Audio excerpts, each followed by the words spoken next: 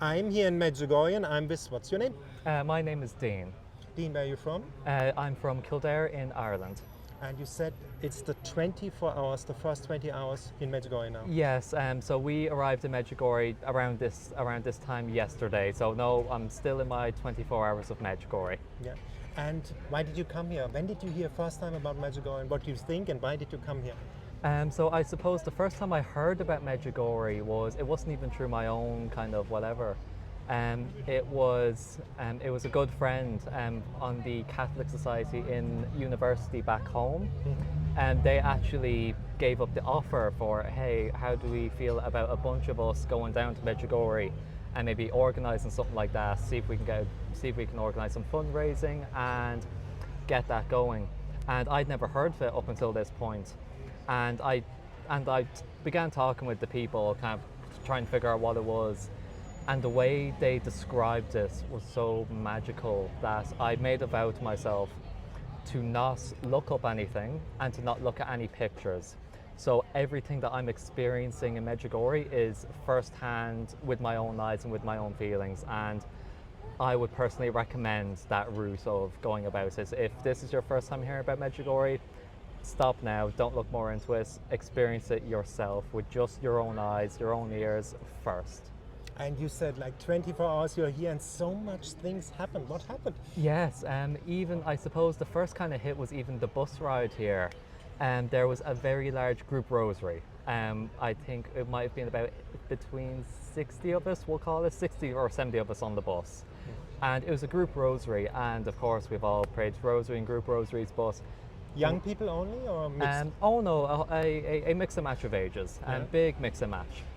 And I suppose we'll call it decade 3 into the rosary, I was praying the rosary with a deep intention, and I guess the best way I can describe it is physically I felt my soul kind of almost lighting up or on fire. You know, that is the best way I can describe it. The effect of the rosary prayer. Yes, Yeah. And I'd never experienced that before, whether it be with group rosaries or just myself. I'd never gotten it that intense, that fire. And it was only then I actually understood the gravity of what I'm getting into with Medjugorje and the gravity and true significance of Medjugorje and how, essentially what I'm getting myself into. And that only hit me then, because of the fact I didn't look into it, you know? So no, that between that fire and truly understanding what I'm getting myself into, that was the first big oomph, and I hadn't even arrived in the country yet. Wow, amazing. And for you, it wasn't like if you tell young people about the rosary, they go like, oh my God, not interested. Why is the rosary so special? Were you introduced to the rosary? You said you're a convert? So I'm a very large advocate of the rosary, a very, very large one. And I suppose even just in my own regards, like the rosary, in the way I always kind of explore it is whenever, let's say, I might be getting lazy and I go, I'm too tired to do it today. I'll just do a regular prayer instead. Why would I do a regular prayer when I could pray the rosary, which is infinitely more powerful? The prayers that I might be praying with intention through the rosary, through the intercession prayer of Our Lady, would be infinitely more powerful. Never mind if it's just myself. If it's a group one, then you have however many people with that rosary. So let's say that bus ride that I mentioned earlier, that was about 50, 60, 70 of us. That's 50, 60, 70 rosaries. I can't even comprehend the sheer power of that prayer. But I suppose I can because I felt it. I physically felt it in my soul. So you do feel, given the right opportunities, you do feel the power of the rosary.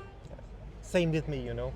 Same experience, that it lightens you up. You get out of the darkness. When you fell in sin or something, you pray the rosary. You can't go to a confession. You try out the rosary. It will lift you out of the darkness. I agree. And you said you were an atheist? Yes, previously I was. And why did you become Catholic? So I suppose I've been Catholic for, we'll call it 2 years. I can't remember an exact, but that's in and around. And I spent most of my life atheist. I have to say, I suppose a large factor in that was my family. A lot of my family were atheists and kind of looked down on the faith. So as a child growing up, all you hear about the faith is, it's not worth pursuing. And so I just kind of blindly accepted that 'cause they're my family. Why would they lie to me? And I suppose in the depths of, and then later on in the years, in the depths of my mind and turmoil, I've turned to everything, and I'm still in these depths and turmoil of my mind, and I go, okay, there's this little book called the Holy Bible. Yeah. Let's see what it's about. Let's just see. It was truly, I would almost call this a desperate attempt to get out of that despair that I found myself in. And everything, at first I was kind of, skeptical, because all I heard my life about faith was, this and that you might have heard yourself, but everything just clicked. It was like two little Lego pieces just fitting in perfectly. Everything just made sense.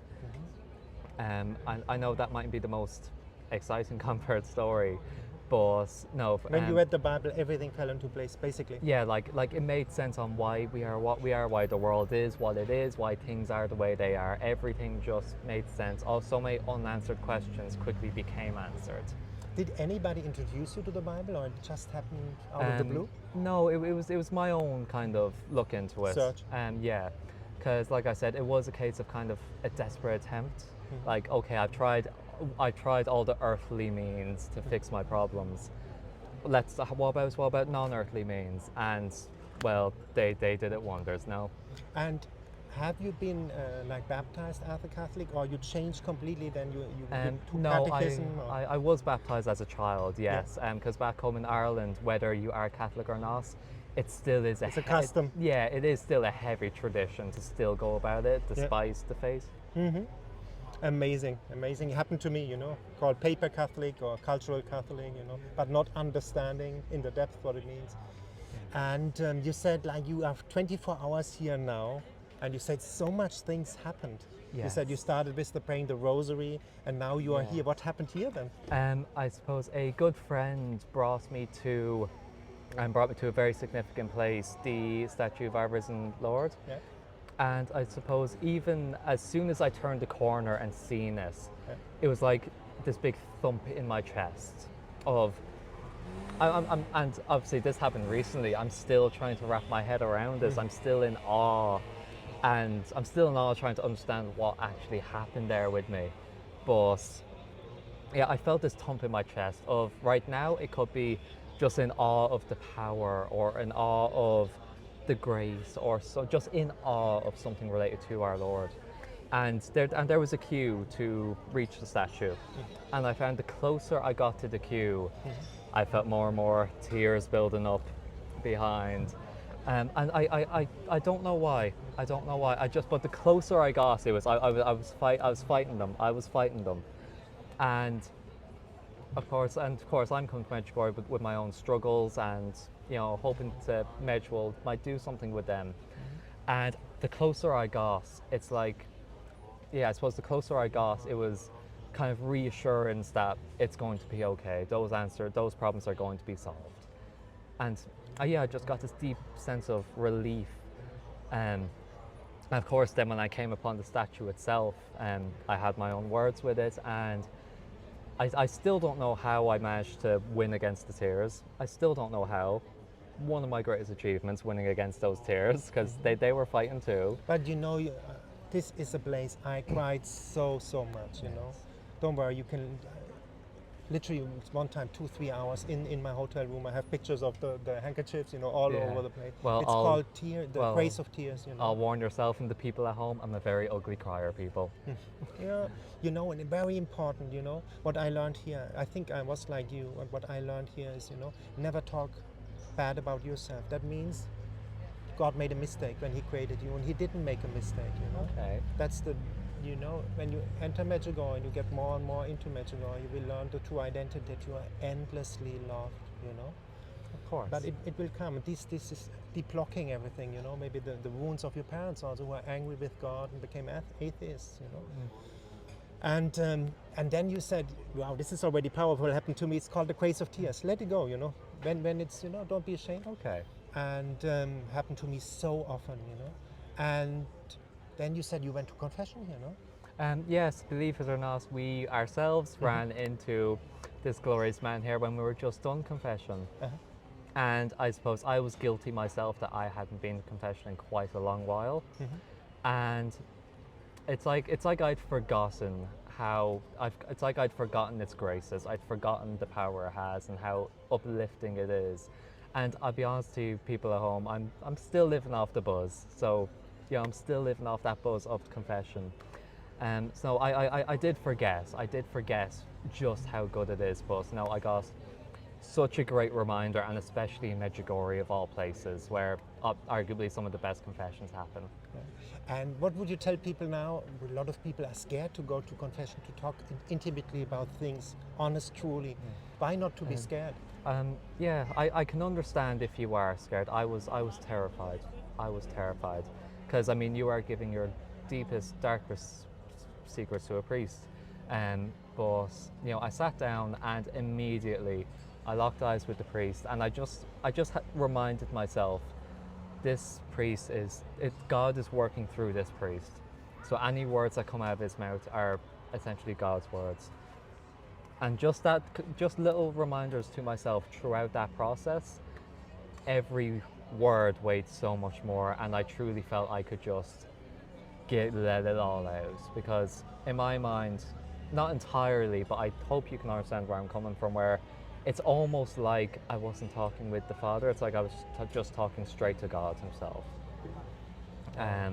Wow. But, like, forgive me, I'm still a newbie to confession. Like I said, it's been a long while since I've been, but no, and just the perfect choice of words that I truly needed to hear were orchestrated. And I don't even believe I did that good of a job getting across the points I was trying to make. But the priest still understood perfectly and said exactly what I was required, exactly what was needed, like a way that was so simple. How did I think of it like that before, you know? The most perfect choice of words. I can't emphasize enough how perfect the choice of words were. I cannot emphasize that enough. Unbelievable. So beautiful what you say, you know, and listening to your words, what I learned in Medjugorje is, you know, we are loved unconditionally. You don't have to perform and do a perfect confession or something. You know, God loves you as you are, you know. And that's a lot of Christians seem not to capture it. It took me like only a few months ago I captured it, and then I'm still learning to love myself, you know. But here in Medjugorje you can feel it, the blocking of things. You saw it at the risen Christ. Yes. And so far, so you went to confession, you saw the risen Christ. And what are you looking forward as well in Medjugorje to? Well, this is only day 1 out of 7. Yeah. So the fact that I've already experienced so much, if I had to go home now, I'd be happy. I'd still be happy, worthwhile. But no, I truly went into Medjugorje with a mission, with my own spiritual battles.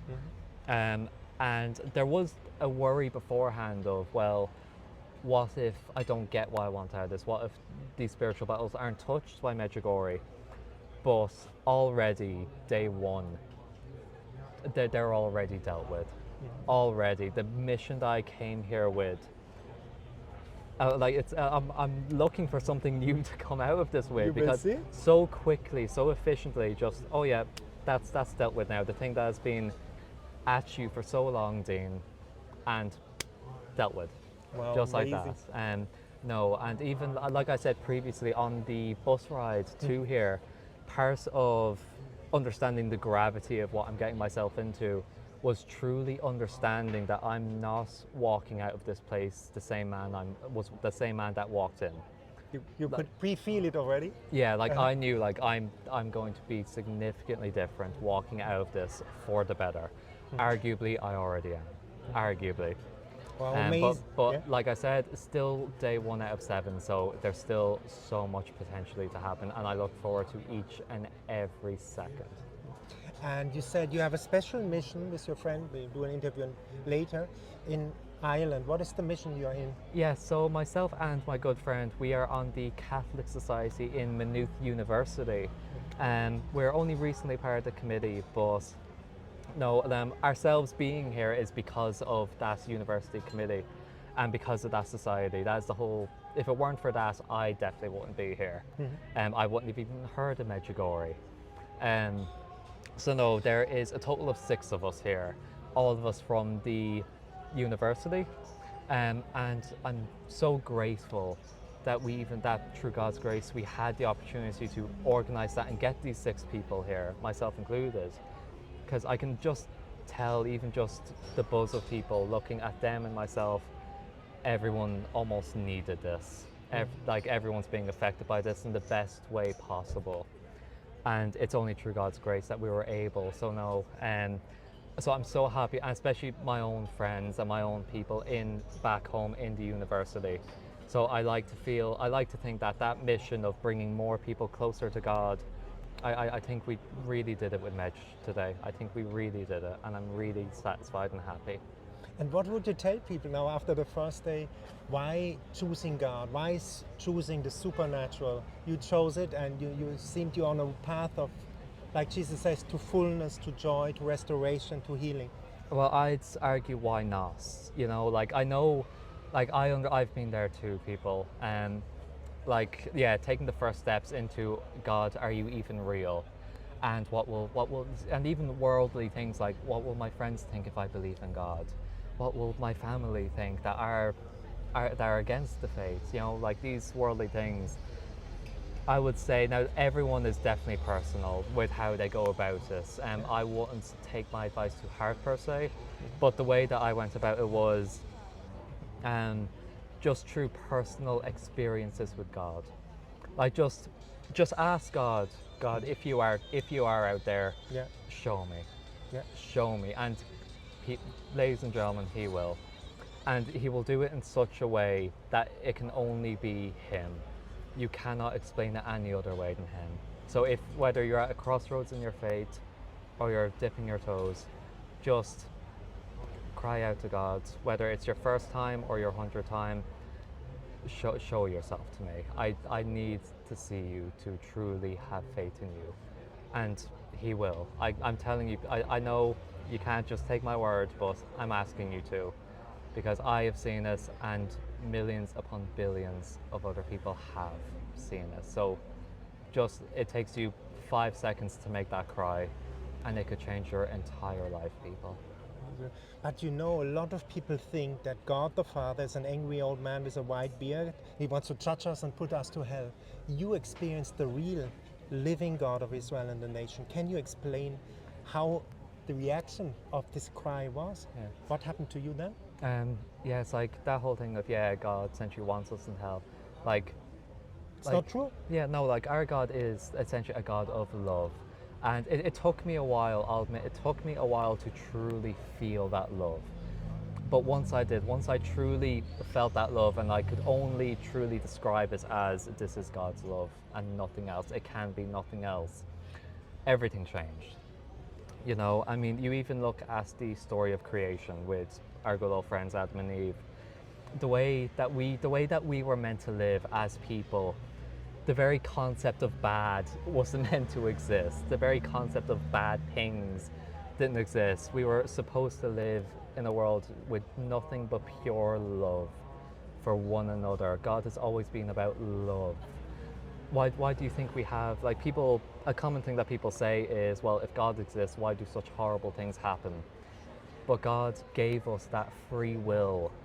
Now we have that free will to commit good and bad things, but you cannot wholly and conditionally love without free will, because then it is not true whole and conditional love. You need that free will. But the consequence with obviously the original sin and the fall of man is that free will also gives us great capacity for evil. But just focus on the great capacity of love that God has and that you have in yourself. You might think to yourself, because I've been here before, people, you might think to yourself that you're past love, that you have nothing but hatred in you, there is no love left in you. There is, because God designed you with the sole purpose of love. And so no matter what, no matter how fallen you are, there will always be that little light in you. No matter, even if it's the smallest light possible, that tiny light of love will win out against everything you throw at us. You just need to give it the opportunity. That's so true. And you said you prayed.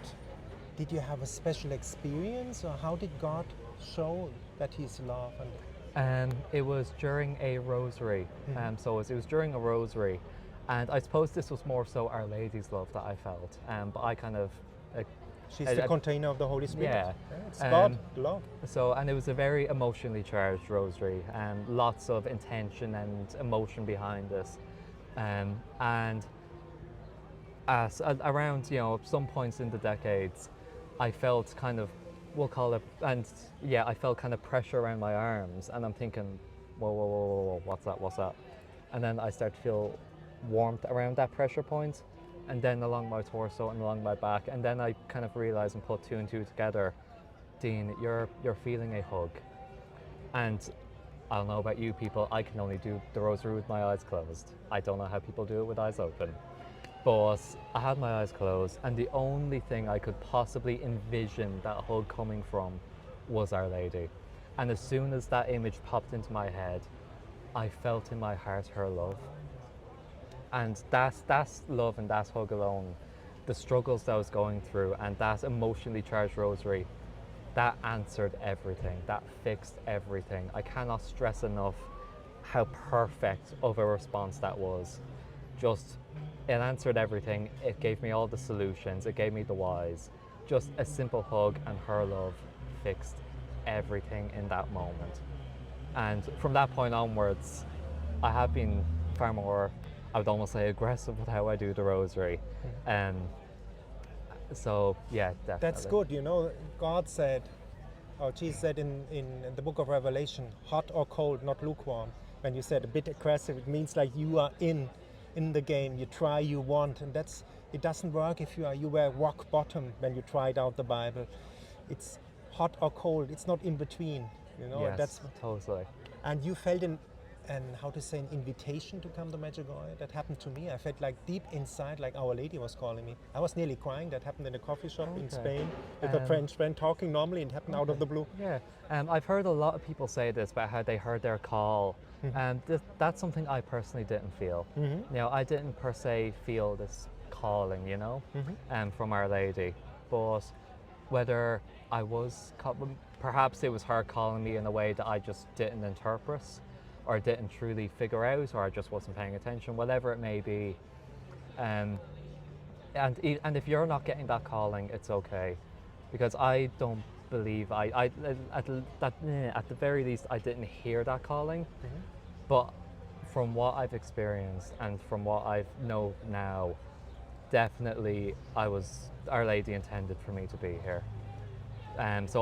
She intended for me to be here. Like, if she didn't want me to be here, she would make it known. She'd make it well known. Whether it was a case that I didn't receive the calling or I didn't hear it, and if you're not receiving it or don't hear it, people, it's okay. Perhaps you're just not hearing it, because I don't think I heard it. But everything that I've experienced tells me, no, I was meant to be here this day. And what would you tell people now? You are convinced Catholic now. Yes. A lot of young people in Ireland, around the world, in the West, they look at you and they think you're an astronaut, you're an extraterrestrial. What the heck is he doing? That's the last thing they would get as an idea to find the solutions of their life. Why is the Catholic faith so beautiful? Why is it so beautiful? Oh, where do I begin? Yeah. But I suppose now it varies from person to person. But for me personally, it's our respect and honor to Our Lady, and the amount of grace and love that she holds. Like that, for me, that's personally the main reason I am Catholic, the respect that we give Our Lady. And for me, she is arguably one of, if not the most beautiful things about the faith. She is the amalgamation of the perfect human that God intended for us to be, the second Eve, the original Eve, of nothing but pure love, and the very concept of bad being foreign to her, of doing bad things, of committing sin, it's a foreign concept to her. So we essentially, through Christ and arguably through Mary, we had a second chance to see these perfect beings such as Adam and Eve, the way we were meant to be, the way we were meant to live. And I don't just because that's something that I always like to think back on. You know, the original Adam and Eve, the way we were meant to live, and the very concept of bad not existing and nothing but pure love and joy. And that is, and that in of itself, I think, is another most beautiful part of faith. That we were meant to live such perfect lives, and we still can. There's nothing stopping us. Just do your good works on this world, and you will have access to the way you were meant to live, people. And can't wait for the day, huh? Yeah, it is amazing. Well, what can I say? Thank you for this beautiful interview. Thank you for having me, and I thank you for the opportunity. Take care, good people back home.